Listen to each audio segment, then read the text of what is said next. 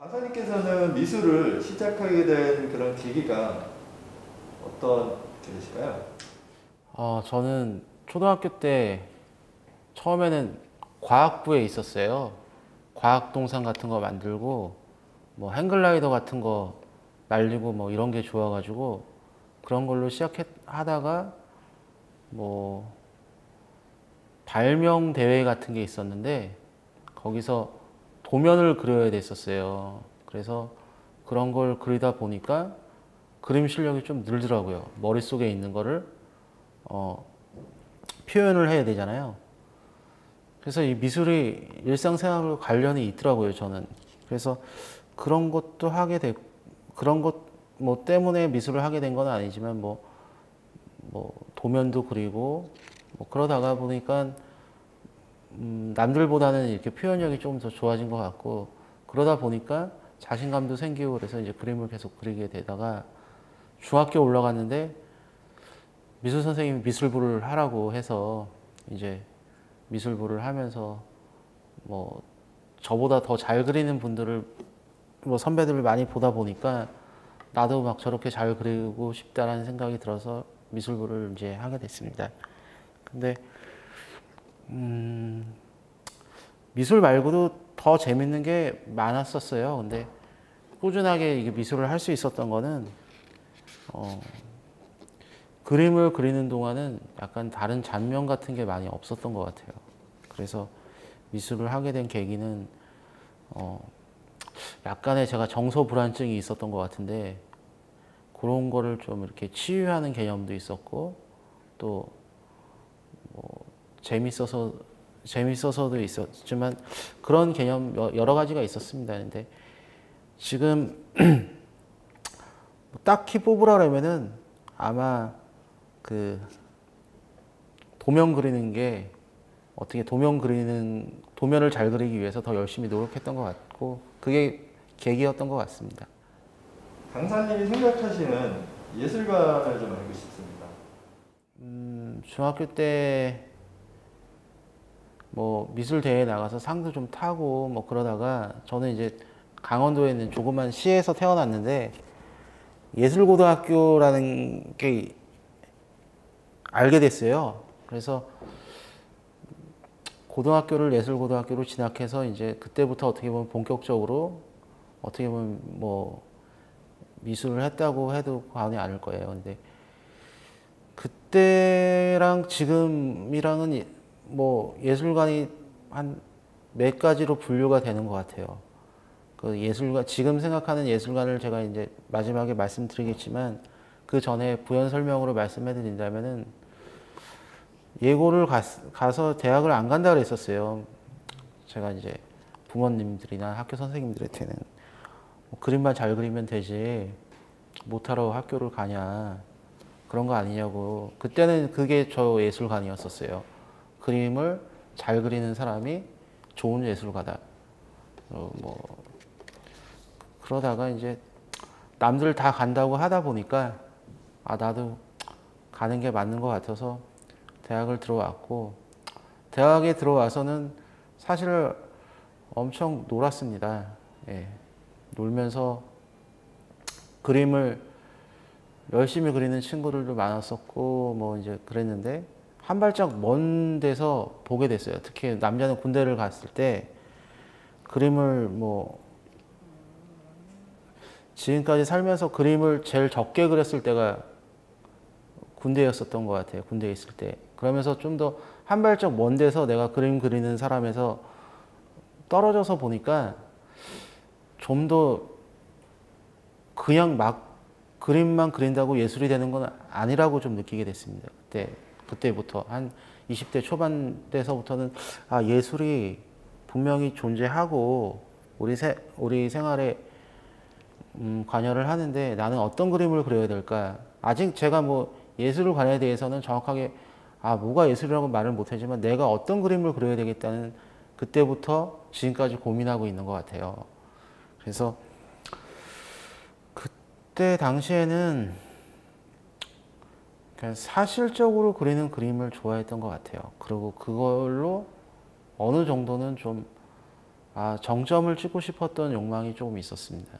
제가 판화과를 다녔음에도 불구하고 판화 중에도 이렇게 세밀하게 하는 판화를 그때 선택해가지고 꽤 오랜 시간 동안 열심히 했던 것 같고, 그때 기초적인 어떤 제 그 표현력 같은 거를 많이 이제 답습을 했다고 답습을 했던 걸로 기억을 하고 있어요. 그리고 작가가 저는 그때까지는 되게 이렇게 단절적이어가지고 내 생각과 다른 생각을 가진 사람들이랑 크게 이렇게 소통을 못하고 나는 나고 나는 그러니까 아집이 좀 있었죠. 그러다가 이제 결정적인 계기가 있었던 게 예술에 대한 작품에 대한 변화나 결정적인 계기가 있었던 거는 작업실에 불이 났었어요. 아주 크게요. 그래서 이제 작업실이 없어지고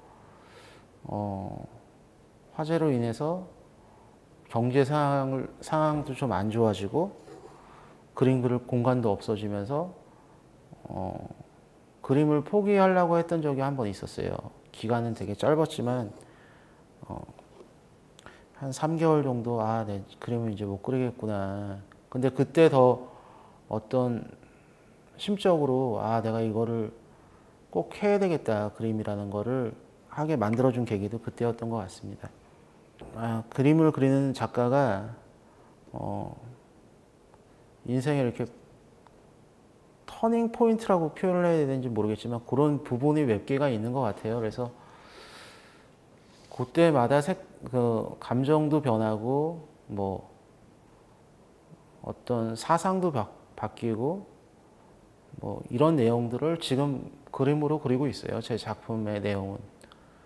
전반적인 그림, 지금 제가 표현하고자 하고 싶은 것도 인간이 변해가는 과정을 그 안에서 내가 이 시점에 내가 생각했던 거를 남기고 싶은 어떤 욕망이 강하게 있습니다. 그래서 지금 현재 작업하고 있는 제 작업은 한글, 영문, 숫자 이런 기호적인 걸로 작업을 하긴 하는데 그게 지금 제가 생각하고 있는, 제가 살아가고 있는 시대에 대한 어떤 표현이었던 것 같아요.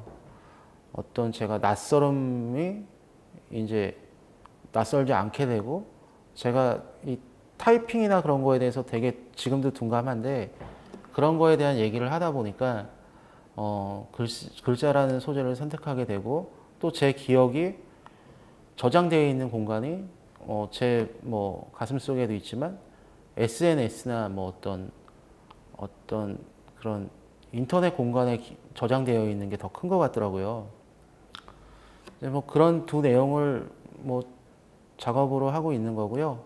제 예술가는 그렇게 거창하지 않고요. 작가라면 새로운 거에 좀 도전을 해야 된다고 생각을 하고, 그리고 그 도전을 했으면 거기에 좀 책임질 수 있는 작가가 되는 게 제 그냥 예술관, 저 나름대로의 예술관이고요. 아직 저는 제 걸 찾았다고는 생각을 못 해요. 계속 아직도 실험을 하고 있고, 그 실험을 하면서 느껴지는 모든 것들이 좀 더 시간이 지나서 숙성이 돼가지고 저만의 어떤 표현 방식이나 제 작품의 예술관이 나올 거라고 생각을 하고 있습니다. 그래서 아직 딱 정해진 건 아니고요. 계속 그걸 찾고 있는 작가라고 표현을 하고 싶습니다. 한글을 활용을 해야겠다라고 마음먹으시는 계기가 있다든지. 큰 주제는 기억이에요. 제가 아까 화재 낸 것까지 얘기를 했었는데, 화재가 났을 때 제 주제가 바뀌었던 게 예전 장난감을 그리게 됐었어요. 그 이유는 불이 나가지고 이제 살 데가 없어져가지고 고향집에 갔는데 어머니가 모아놓으신 제 옛날 박스를 이렇게 거기 이제 제 옷도 다 타고 그래가지고 그런 걸 이제 찾으러 이제 고향집에 입을 만한 거 있을까, 쓸만한 거 있을까 갔는데 어머님이 이제 모아놓은 박스 안에 제가 어렸을 때 가져놀던 그런 장난감, 그리고 상 탔을 때 메달, 이런 것들이 막 그 박스에 있는 거예요. 근데 그걸 막 꺼내다 보는데, 내가 되게 초라해진 걸 느끼면서 아 이걸 그려야 되겠다 하면서 소재가 그렇게 바뀌면서 지금까지의 주제는 과거에 내가 했던 말을 내가 지켰냐 안 지켰냐 뭐 이런 대화 같은 주제가 다 약간 과거형이에요. 기억에 관한 주제로 하다 보니까 당연히 일기장 뭐 그러고 그때 뭐 친구들끼리 만들었던 은어 그걸로 계기로 텍스트가 들어가기 시작하다가 아, 내가 지금 하고 있는 행위가 난 그림으로도 남기지만 어떤 계속 특히 카톡이 나오면서부터 친구들과의 대화나 내 기억이 카톡 안에 있는 거예요. 제가 과거 2019년도 7월 30일 날을 찾으려면 기억에서 찾는 게 아니고 카톡을 뒤지는 게 더 빠르더라고요. 그래서 그런 얘기를 하면서부터 텍스트를 쓰고 이제 한글을 쓰게 되는 건데 꼭 한글을 제가 어떤 한글에 대한 어떤 미학적인 거나 한글에 대한 걸 표현하려는 게 내 일상이 그렇게 한글로 이루어져 있고 이렇게 쌓여가고 소멸되고 다시 태어나고 거기서 살아남고 막 이런 것들을 작업하다 보니까 그 한글이 많이 등장하게 되고 뭐 영문도 나오고 있고 뭐 그런 일상적인 내용 중에 기억의 저장 방법이나 뭐 그런 걸로 제가 표현을 하고 싶어요. 그게 이제 두 가지가 있는데 하나는 가슴 속에 있고 하나는 이성적인 게 있다. 뭐 그거를 표현하기 위해서 한글이라는 매체를 가져온 것 같습니다. 왜냐면은 대화나 그거를 제가 그림으로 남기든지 아니면 지금은 텍스트로 남길 수뿐이 없거든요. 제가 묶어놓는 방법을 기억을 그런 이유에서 시작된 거고 앞으로 계속 이 작업으로 좀 오랫동안 작업을 하고 싶어요. 다른 쪽으로 또 생각하고 계시는 게 있는 지금 준비하고 있는 게 두 가지가 있는데 하나는 완전히 추상적으로 나열해서 조각을 하나 하고 있고요. 그렇게 그 글자들이 이제 해체돼서 막 둥둥 떠다니는 듯한 형상을 조각하고 있는 게 한 섹션이 있고 제가 어렸을 때부터 이렇게 나한테 영향을 줬던 뮤지션들만 묶어서 그림을 그리고 있어요, 지금은. 그래서 올해 개인전을 할 것 같은데 이제 그거는 제 감정의 변화를 일으켜줬던 사람들이 뭐 있었습니다. 그게 이제 이번에는 음악적인 뮤지션들로 한 섹션을 묶어서 전시를 할 것 같고요. 그게 이제 뭐 터닝 포인트라고 보면 아까도 뭐 터닝 포인트 같은 게 있더라고요. 저한테는 항상 무슨 계기가 내 궤도가 이렇게 됐는데 그걸 일탈하는 꼭 그런 계기가 있어요. 그래서 그런 시점에 대한 기억이나 어떤 회기를 작업하고 있는 거라고 보시면 되고요. 예. 그러다 보니까 이게 어떻게 보면 제 스타일이 이제 돼가는 거예요. 붓터치나 그런 것도 한글화 시키거나 텍스트화 시켜서 작품을 하는 거고 항상 어렸을 때부터 그런 그림에 끌렸던 것 같아요. 저는 뭐가 작은 게 모여서 하나의 큰 형상을 이루는 걸 좋아했던 것 같아요. 접목법이나 그런 걸 좋아했던 것 같고 그래서 지금 제가 아까 뭐 모나리자나 그렇게 했던 거에 저 자신이 제가 유추해 보면 그런 것 같아요. 오늘 이제 강의 잘 듣고 미술에 대해서 관심이 이제 많이 생겼는데요. 저같이 이제 미술 잘 모르는 일반인들이 좀 이런 미술을 좀 접하려면은 어떤 식으로 접해야 되는지 좀 알려주세요. 이게 이제 관심이 이제 처음에 생겼다는 것 자체가 너무 좀 축복스러운 것 같고요. 그냥 지금 뭐 서울뿐만 아니라 뭐 전국에 그 보통 시립미술관이나 뭐 국립미술관 뭐 아니면은 뭐 서울 같은 경우는 너무 환경이 좋은 갤러리들이 많이 있는데 거기 갤러리는 보통 그림을 이렇게 살 수 있는 공간이고요. 그 구분을 나누자면 미술관은 팔지를 않는 공간이에요. 그래서 저는 그 미술관 투어나 아니면 처음에 뭐 가까이 있는 미술관부터 뭐 이렇게 가보는 게 혼자 가기 좀 힘들면 주변 친구들이랑 아예 뭐 데이트 코스나 뭐 그런 거를 거기서 하는 게 좋다고 보고 가면은 또 이렇게 설명해 주시는 분들이 있어요. 그래서 일단은 그렇게 한번 약간은 조금 소극적으로나마 가는 게 되게 중요하고요.